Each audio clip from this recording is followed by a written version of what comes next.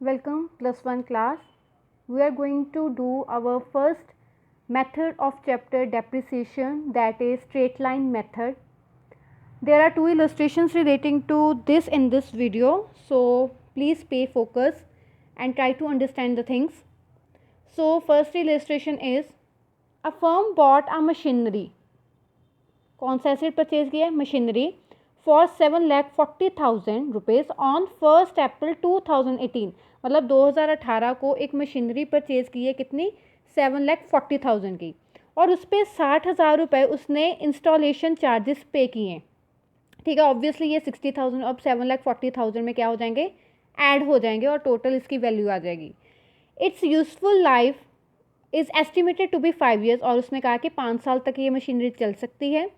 It's estimated realisable और scrap value at the end of the year is 40,000, और उसने कहा है कि इसकी जो स्क्रैप वैल्यू और या फिर रियलाइजेबल वैल्यू जो है वो कितनी होगी? हमारी 40,000 रुपीज़ होगी. सो अभी यहाँ पे अमाउंट फाइंड करो एनुअल डेप्रिसिएशन की और rate of interest of depreciation. ठीक है जी. सो एनुअल डेप्रिसिएशन कैसे कैलकुलेट करते हैं? Cost of asset minus estimated scrap value over number of years of the estimated useful life. So अभी यहाँ पर हमारी कॉस्ट ऑफ एसेट कितनी है? ये 7,40,000 प्लस इंस्टॉलेशन चार्जेस 60,000. सो आप यहाँ पर क्या लिखोगे? 7,40,000 प्लस 60,000 माइनस स्क्रैप वैल्यू कितनी कहा है उसने? स्क्रैप वैल्यू कहा है उसने 40,000. सो 40,000 हम कर देंगे माइनस, और उसने यूजफुल लाइफ कितनी की है अपनी एसेट की? 5 years. सो 5 के साथ हो जाएगा डिवाइड. सो सारा प्लस करके डिवाइड बाय 5 किया तो मेरा यहाँ पर आंसर आ गया ₹1,52,000. ठीक है, ये मेरे आ गई annual depreciation. So rate of depreciation है, आगे हम कैसे फाइंड आउट करेंगे? इसका फॉर्मूला है annual depreciation over cost of asset into 100. अब एनुअल डेप्रिसिएशन आपका यहाँ पर कितना आया? 1,52,000 divide by cost of asset आपकी कितनी है? 7,40,000 प्लस 60,000. तो आपकी टोटल कितनी हो गई? ये 8 lakh divide by 8 lakh multiply by 100. अब इसका कैलकुलेशन करके आ गया 19% पर एनम. तो ये आ गया आपका आंसर. ठीक है, दोनों फार्मूलाज ध्यान से देख लेना एक बार फिर से. अब हम इसके रिलेटेड अब क्वेश्चन करने जा रहे हैं जो फुल फ्लेज क्वेश्चन है हमारा डेप्रिसिएशन का. स्ट्रेट लाइन मेथड कैसे सॉल्व करना है. क्वेश्चन में गिवन है कि Ram Bros purchase a machinery on 1 अक्टूबर 2016. कब परचेज की है? 1 अक्टूबर 2016 को. कितने की है? 1,50,000 की, और उस पर 10,000 रुपये इंस्टॉलेशन चार्जेस पे किए हैं. ठीक है जी. उसके बाद कहा है कि रियलाइजेबल वैल्यू या फिर scrap value at the end of the year of the useful life, मतलब 10 साल तक हमारी जो मशीनरी है वो चल सकती है, और उसकी स्क्रैप वैल्यू है 10,000. डैट मीन ये सारी अमाउंट्स दी हुई हैं हमें, ये वाली, ये फॉर्मूला लगाने की. हमारे पास कॉस्ट भी आ गई, हमारे पास स्क्रैप वैल्यू भी आ गई, और हमारे पास नंबर ऑफ ईयर्स भी आ गए जो हमने लगा के अपनी एनुअल डेप्रिसिएशन को कैलकुलेट करना है.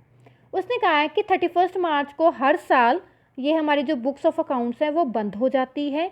अब हमें मशीनरी अकाउंट दिखाओ 3 सालों के लिए. डेप्रिसिएशन अकाउंट भी बनाओ और मशीनरी अकाउंट भी बनाओ. कितने सालों के लिए? 3 years के लिए बनाना है. ठीक है जी.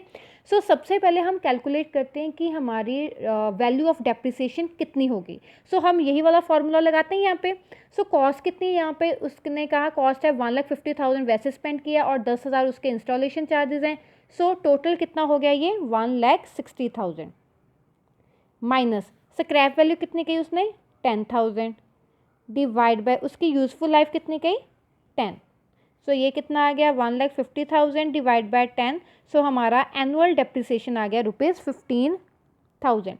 इसका मतलब ये है स्ट्रेट लाइन मेथड में हमेशा याद रखना, जो ये एक बार डेप्रिसिएशन की अमाउंट आ गई वो हर साल यही माइनस होती है. ठीक है. सो ये है आपका अब फॉर्मेट. जो भी आपने एसेट परचेज़ किया है उसका अकाउंट बनाना है. यहाँ देखिए उसने क्या किया? मशीनरी परचेज़ की है, तो यहाँ पर क्या आ गया? Machinery account. Debit side and credit side. Date particulars rupees, date particular rupees. अब जब भी आप अपना एसेट परचेज़ करते हो, आपने एसेट कितने को परचेज़ किया? 2016 1 अक्टूबर को. सो यहाँ पर आप क्या लिखोगे? 2016 1 अक्टूबर आपने परचेज़ की है. परचेज़ टू बैंक होता है, सो ये एक तरह का लेजर अकाउंट ही है, तो यहाँ पर आएगा टू बैंक अकाउंट. आपने कितने की परचेज़ की है? 1,50,000. वहीं पर 1 अक्टूबर को आपने इंस्टॉलेशन चार्जेस भी पे किए हैं, तो आप यहाँ पर लिखोगे to bank account installation charges. ठीक है, कितने पे किए हैं आपने? 10,000। ठीक है जी। अब हुआ क्या यहाँ पे, आपका साल अब ख़त्म कब होगा? 2017 की 31 मार्च को, क्योंकि देखो इसका मतलब क्या है कि आपका साल 1 अप्रैल को शुरू होता है और ख़त्म होता है नेक्स्ट 31 मार्च को। ठीक है, आपने अभी एसिड 1 अक्टूबर को ख़त्म किया 2016 की, दैट मीन्स 2017 की 31 मार्च को आपका साल ख़त्म हो जाएगा। अभी यहाँ पर देखो, आपने अक्टूबर में मशीनरी को परचेज़ किया है, दैट मीन्स आपने कितने मंथ यूज़ किया होगा इसे? अक्टूबर, नवंबर, दिसंबर, जनवरी, फरवरी, मार्च। सो दैट मीन इस साल आपने सिर्फ 6 मंथ्स आपने इस मशीनरी को यूज़ किया है, सिर्फ 6 मंथ। ये जो 15,000 आपकी डेप्रिसिएशन की अमाउंट आई है, ये पर एनम आई है, मतलब कि पूरे साल की आई है। अब अगर मैं इसको इस साल अभी 6 मंथ का अगर मैं डेप्रिसिएशन की बात करूं, तो मेरा यहाँ पर डेप्रिसिएशन कितना आएगा फिर इस साल में? बाय डेप्रिसिएशन 15,000 पे 6 मंथ। ठीक है, 15,000 पे 6 मंथ लगाओगे आप। सो 15,000 पे 6 मंथ लगाया, आपका आ गया यहाँ पर 7,500 रुपीज़। ठीक है जी। सो डेप्रिसिएशन भी लगा दिया। तो 31 मार्च को अभी आपने निकालना है यहाँ पर बाय बैलेंस कैरिड डाउन। अब बाय बैलेंस कैरिड डाउन का मतलब क्या है कि आपने इस साइड का टोटल कर देना है। यहाँ पर आ गया 1,60,000, 1,60,000 माइनस 7,500, यहाँ पर बचा आपका 1,52,500। यहाँ पर हो गया आपका बैलेंस। अब 1 साल हो गया, उसने कहा 3 साल का बनाना है, 1 साल हो गया, डन। अब दूसरा साल, अब 31 मार्च को 2017 की 31 मार्च यहाँ हो गई, यहाँ पर कब क्या होगा? 2017 की 1 अप्रैल। ठीक है जी, 31 मार्च खत्म, नेक्स्ट ईयर आ गया। अब हमारा फाइनेंशियल ईयर स्टार्ट हो गया 1 अप्रैल से। टू बैलेंस ब्रॉड डाउन, कितना ब्रॉड डाउन करना है? ये जो आपने कैरी डाउन निकाला है, यही आपने आगे यहाँ पर ब्रॉड डाउन कर देना है। कितना आ गया यहाँ पर? 1,52,500। मैंने ये एरो आपको सिर्फ समझाने के लिए लगाया है, आपने क्वेश्चन सॉल्व करते वक्त ये एरो नहीं लगाना है। ठीक है, सो 1,52,000 आ गया। इस साल में कोई भी परचेज या सेल वगैरह कुछ नहीं हुआ। सो सीधा सीधा हमारा यहाँ पर क्या आ जाएगा? 2018 की 31 मार्च आ जाएगी बाय डेप्रिसिएशन। अब ये जो डेप्रिसिएशन है, अब ये हमारा फुल ईयर का लगेगा कि हाफ ईयर का लगेगा? फुल, जो हमने 15,000 कैलकुलेट किया था, अब यहाँ पर 15,000 टोटल आएगा। क्यों टोटल आएगा? क्योंकि अब हमने पूरा साल उसे मशीनरी को यूज़ किया है। सो 15,000 हमारा पूरा का पूरा डेप्रिसिएशन आएगा, और यहाँ पर हम निकालेंगे अपना बाय बैलेंस कैरी डाउन, कितने को? 31 मार्च को ही। 1,52,500 में से मैंने जब 15,000 माइनस किया, तो मेरा यहाँ पर कैरी डाउन बचा 1,37,500। सो दोबारा मेरा फिर से क्या हो गया? ये बैलेंस। अब तीसरा साल आ गया 2018 की 1 अप्रैल। टू बैलेंस ब्रॉड डाउन, अब कितना ब्रॉड डाउन हुआ यहाँ पे? 1,37,500। ठीक है, अब फिर से 2019 की 31 मार्च आ गई। अब डेप्रिसिएशन कितना आएगा यहाँ पे? फिर से पूरा आएगा, क्योंकि इस साल ये भी पूरा साल अब यूज़ हुई है। सो 15,000 का 15,000 ही आएगा। मतलब यहाँ पर हमने एक बार कैलकुलेट कर लिया, अब हर साल हम वही 15,000 को माइनस करते जाएंगे, जितने सालों के लिए हमें क्वेश्चन में कहा है कि इतने साल का अपने डेप्रिसिएशन अपने मशीनरी अकाउंट बनाना है। ठीक है जी। बस यहाँ पर 6 मंथ्स क्यों लगे? क्योंकि उन्होंने परचेज़ 1 अक्टूबर को की थी, और 1 अक्टूबर से 31 मार्च तक 6 महीने बनते थे, इसलिए यहाँ पर सिर्फ 6 मंथ्स हुए हैं उस 15,000 पे। नहीं तो पूरा साल अगर यूज़ हो गया तो 15,000 ही आएगा। सो फिर 31 मार्च को इसका बैलेंस कैरी डाउन कर देंगे by balance carry down. That means ये आ गया हमारा 1,37,500 में से 15,000 माइनस किया, तो ये आ गया 1,22,500। अब जी यहाँ पर फिर बैलेंस हो गया हमारा। अब इस पे आप क्या करोगे? आपने क्या करना है? 2019 1 अप्रैल आपने सिर्फ यहाँ पर क्या कर देना है? ब्रॉड डाउन कर देना है इसको, टू बैलेंस ब्रॉड डाउन।